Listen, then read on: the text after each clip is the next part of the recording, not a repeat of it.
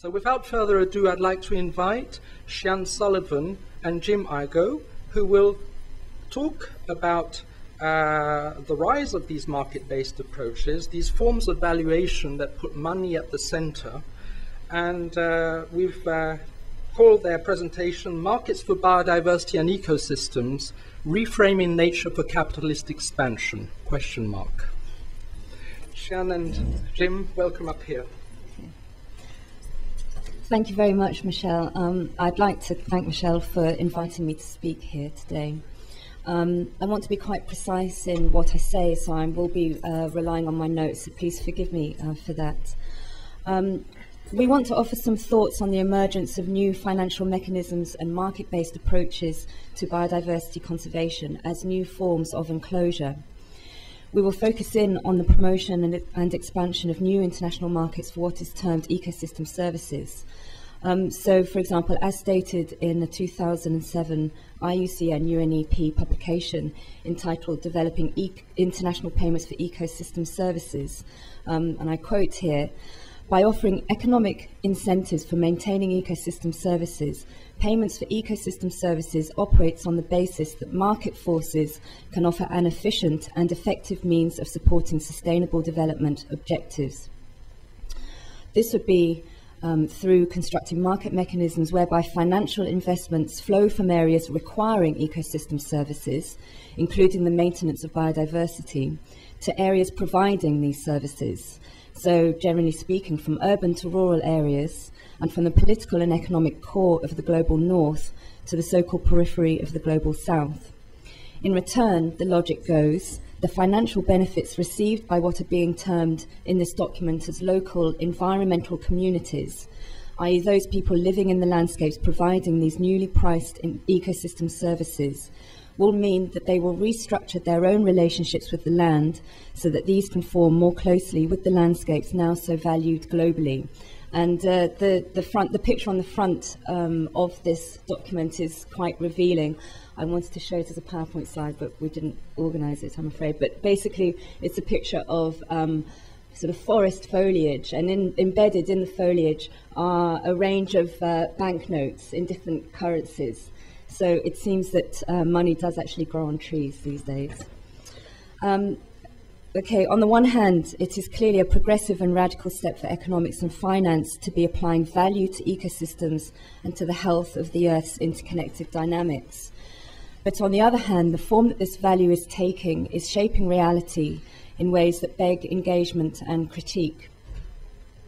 In particular, we want to draw out what we think are some far-reaching implications of these schemes for the food production systems, livelihoods and life worlds present in landscapes that are becoming thought of as marginal in terms of food production, but as profitable in terms of ecosystem protection. To make these links between the expansion of new markets for ecosystem services and food sovereignty clear, I want to make reference to a document published last year by the Food and Agriculture Organization. This document is called Livestock's Long Shadow, and it's an overview of the impacts globally of livestock production.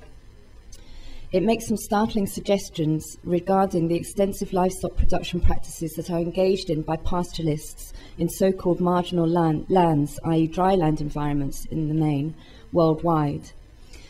It considers it almost as a truism that these practices are causing environmental degradation in these landscapes. And then it states further that livestock production in developing countries is something that people are trapped into because they are poor, i.e. implying that given the choice, they would engage in other forms of production. It then goes on to create an equation between people's local demand for food products on the one hand and a global demand for the environmental services located in these same landscapes on the other. A key element of its recommendations is that landscapes characterized and arguably created by extensive grazing practices need to be reoriented, and I quote here, reoriented towards adding environmental service provision, including biodiversity-related services, rather than mere production and subsistence. So a question that we can ask here is, what happens to all the food producers currently and historically using, managing and sustaining these landscapes? Are they to become simply extras or even disposable people in a global restructuring of values that frames them as poor, marginal, and environmentally problematic. There's a further thread to this that I think it's important to draw out. This is that the proposed shift in landscapes from those that produce food for local contexts to those that provide ecosystem services for global urban contexts also is framed in terms of an opportunity in classical market economic terms. So, a growing scarcity of environmental resources is seen as increasing the demand for the ecosystem services provided by these resources. Both of these factors thereby increase the market value of these services in ways that outcompete other forms and practices of value for the landscapes providing them. And then if that market value can be captured through pricing mechanisms, then it permits financial speculation on these new commodities that are thereby created. Something similar has happened with the trade in carbon under the Clean Development Mechanism, which has become a multi-billion-dollar trade now, but arguably has not reduced carbon emissions globally. The FAO report further notes that the process of capturing this value is easier where land is under private property, which of course has implications for the sorts of collective property management schemes that exist in many of these areas.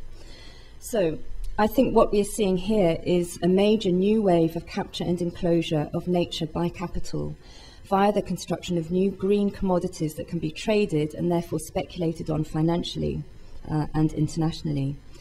It has been fueled by a crisis of accumulation in investment, where investors are seeking new commodities that produce greater returns on their investment. And it's also facilitated by the release of capital from material realities in speculative finance markets.